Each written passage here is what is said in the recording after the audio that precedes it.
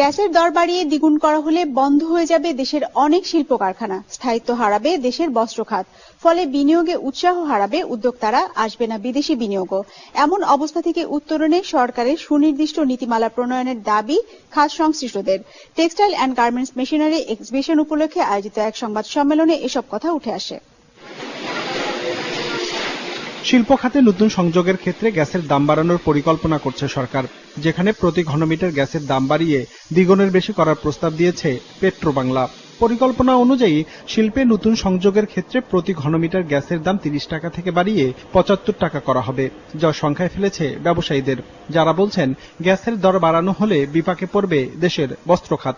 হঠাৎ করে ঘুম থেকে ওঠার পরে বলবেন যে গ্যাস 75 টাকা, কোন দিনও আপনার সাস্টেনেবল হবে না ইন্ডিয়ার সাথে। রাতারাতি ফ্যাক্টরি একটার পর একটা বন্ধ হবে। এইসব আনসার্টিনিটি রেখে কোন ইনভেস্টর নতুন করে ইনভেস্ট করবে বলে আমি মনে হয় না। দেশের চলমান অস্থিরতা, টাকার অবমূল্যায়ন, ব্যাংক ঋণের সুদহার বৃদ্ধি, তারল্য আর ডলার সংকটের ফলে ব্যবসায় এগোতে পারছে না এ খাতের উদ্যোক্তারা।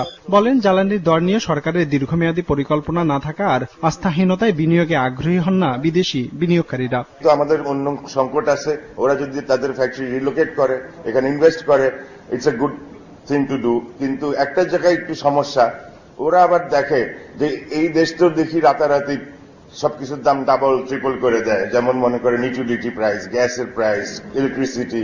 তো এইগুলা যদি এরকম হয় তাহলে হয়তো বিদেশিরা কমিটেড হবে না। এমন অবস্থায় দেশের শিল্প কারখানায় আধুনিক প্রযুক্তি সম্প্রসারণে উদ্যোগী হওয়ার পরামর্শ দেওয়া হয় সংবাদ সম্মেলনে। বিদেশি বিনিয়োগ আকর্ষণে সুনির্দিষ্ট নীতিমালা প্রণয়নের পরামর্শ উঠে আসে টেক্সটাইল অ্যান্ড গার্মেন্টস মেশিনারি মেলা উপলক্ষে আয়োজিত সংবাদ সম্মেলনে।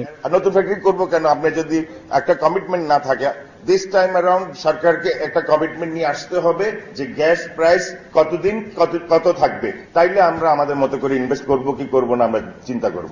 অনুষ্ঠানে জানানো হয়, বৃহস্পতিবার থেকে শুরু হতে যাওয়া এবারের প্রদর্শনীতে অংশ নেবে 33টি দেশের 1600 প্রতিষ্ঠান।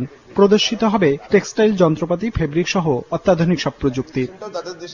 রঞ্জিবুল মিজান, বিজনেস রিপোর্ট, মাছরাঙা টেলিভিশন। তিস্তার পানির